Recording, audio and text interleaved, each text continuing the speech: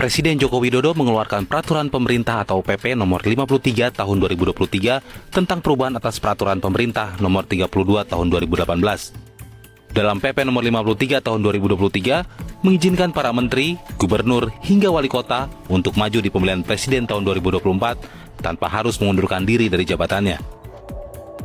Dalam pasal 18 ayat 1A mengatur tentang menteri dan pejabat setingkat menteri yang dicalonkan oleh partai politik atau gabungan partai politik peserta pemilihan umum sebagai presiden atau calon wakil presiden, sebagaimana yang dimaksud pada ayat 1 harus mendapatkan persetujuan dan izin cuti presiden.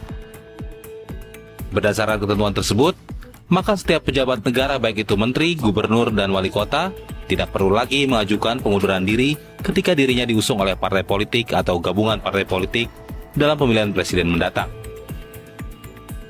Sebelum hal ini naik ke permukaan, masyarakat sempat dihebohkan dengan disahkannya putusan MK nomor 90 tahun 2023. Apakah kedua hal ini dapat dikorelasikan sebagai intrik politik?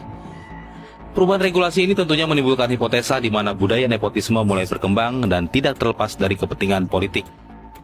PP nomor 53 tahun 2023 sangat berbeda dengan yang berlaku dalam kontestasi Pilpres 10 tahun ke belakang. Sebelumnya pada PP nomor 32 tahun 2018, secara eksplisit menyatakan setiap pejabat negara yang mencalonkan diri dan diusung oleh partai politik dan atau gabungan partai politik dalam pemilihan presiden diharuskan untuk mengundurkan diri terlebih dahulu dari jabatannya tanpa terkecuali.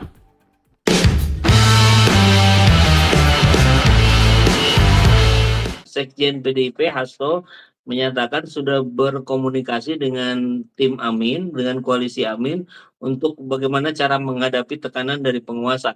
Tapi kemudian oleh para jurnalis di cross check baik ke Nasdem maupun ke Pak Aniesnya sendiri, mereka kompak menjawab tidak ada komunikasi akan hal itu. Bagaimana menanggapinya, Bang? Saya barusan aja nge-tweet tuh, Kang, ya. Mas Amin dan Gus Imin merasa tidak ada komunikasi. Bahkan Mas Anies menyampaikan tantangan yang paling berat bukan buat kami, para calon, tapi buat rakyat. Buat keluarga yang berat tekanan ekonominya, buat anak muda yang susah cari kerja, buat petani yang susah cari pupuk. Ya. Jadi buat kami fokus, bahasa Mas Anies, kita fokus kepada strategi pemenangan. Bahwa ada kecurangan kita awasi bersama.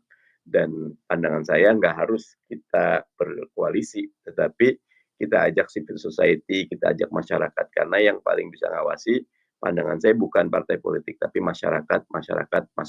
Ayo, memang kondisinya tidak biasa-biasa saja, karena anak presiden maju di Pilpres. Begitu. Ya Bang, hanya saja barangkali dari beberapa tokoh juga memang ada yang berharap gitu adanya komunikasi yang intens tadi antara PDIP dengan teman-teman di koalisi Amin sampai pada tahap harapannya yang tertinggi adalah bekerja sama untuk memakzulkan presiden lewat DPR. Bagaimana Bang?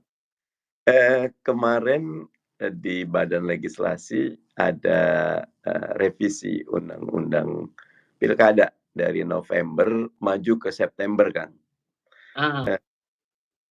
PKS, Nasdem, PKB menolak gitu. Tapi saya masih menerima.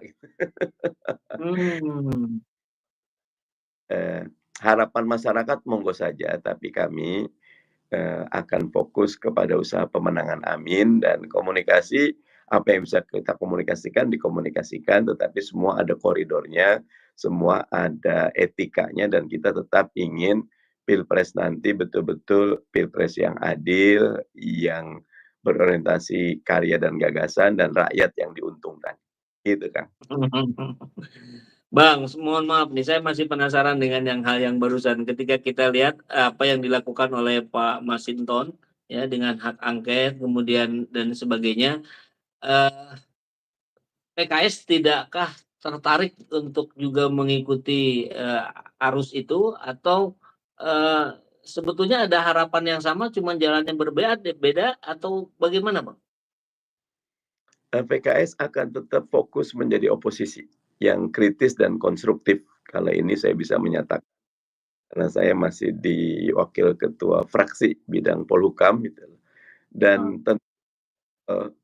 pikiran PKS konstitusional. Kita ingin quote and unquote mengalahkan Pak Jokowinya di pemilu 2000. Sama seperti dulu kita ambil hashtag ganti presiden, ya di 2019 artinya kita konstitusional elegan ingin mengalahkannya melalui yang demokratis dan sesuai dengan konstitusi, gitu kan. Siap Bang. Terkait hashtag di 2019 tadi, setahu saya itu yang menginisiasinya Abang nih, betul kan?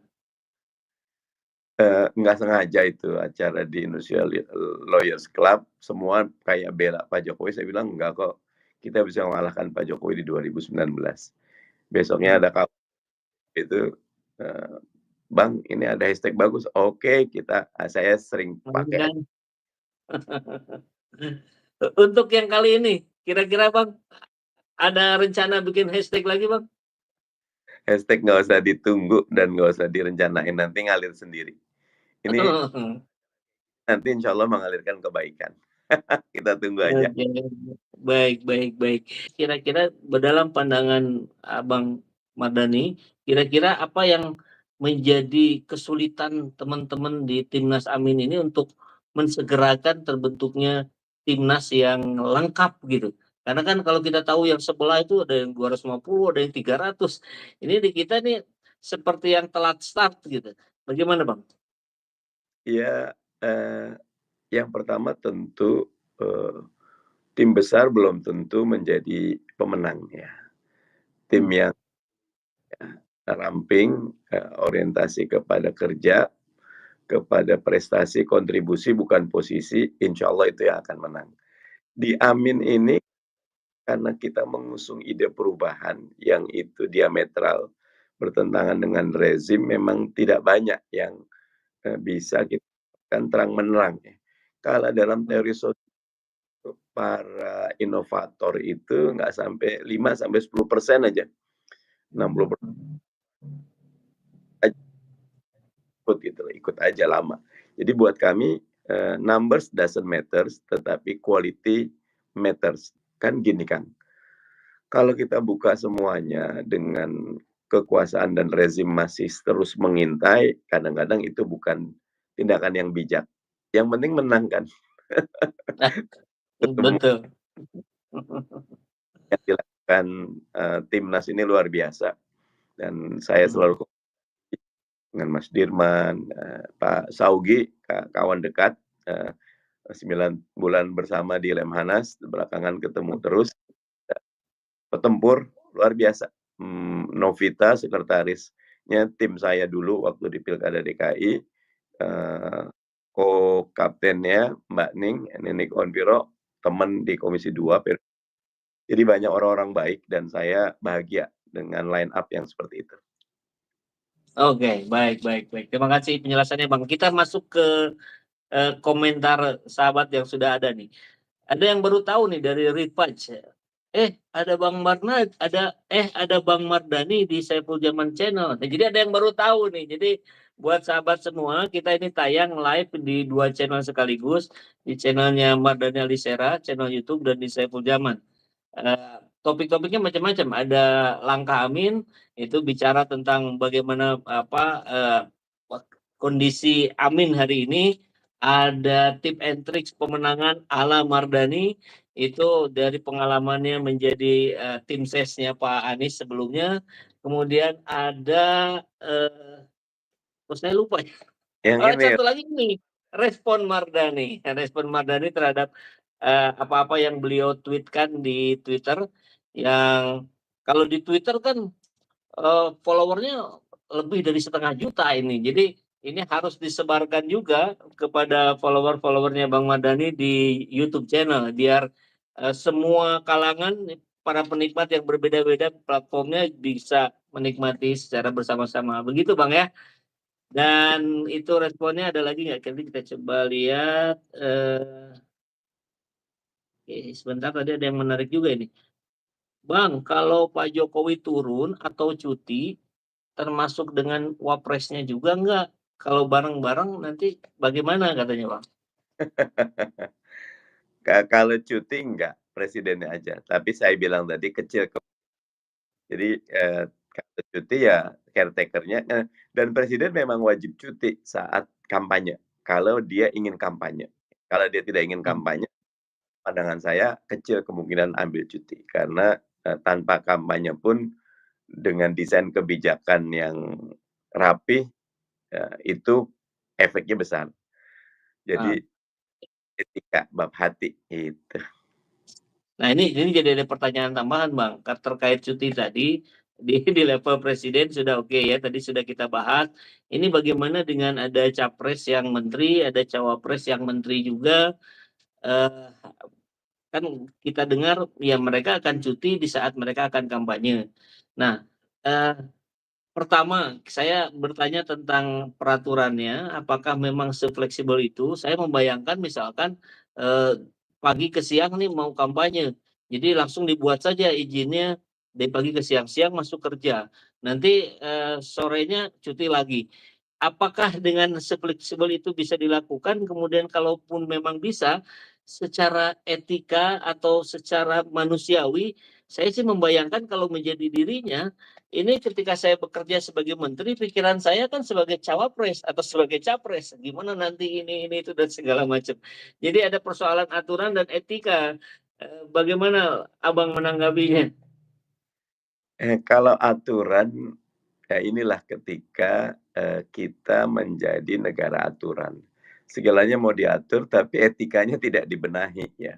Karena tidak semuanya kok. Ya kayak misal bisa saja nanti capres cawapres yang menteri itu nggak kampanye pada hari kerja, kampanyenya pada saat Sabtu Ahad ketika libur gitu.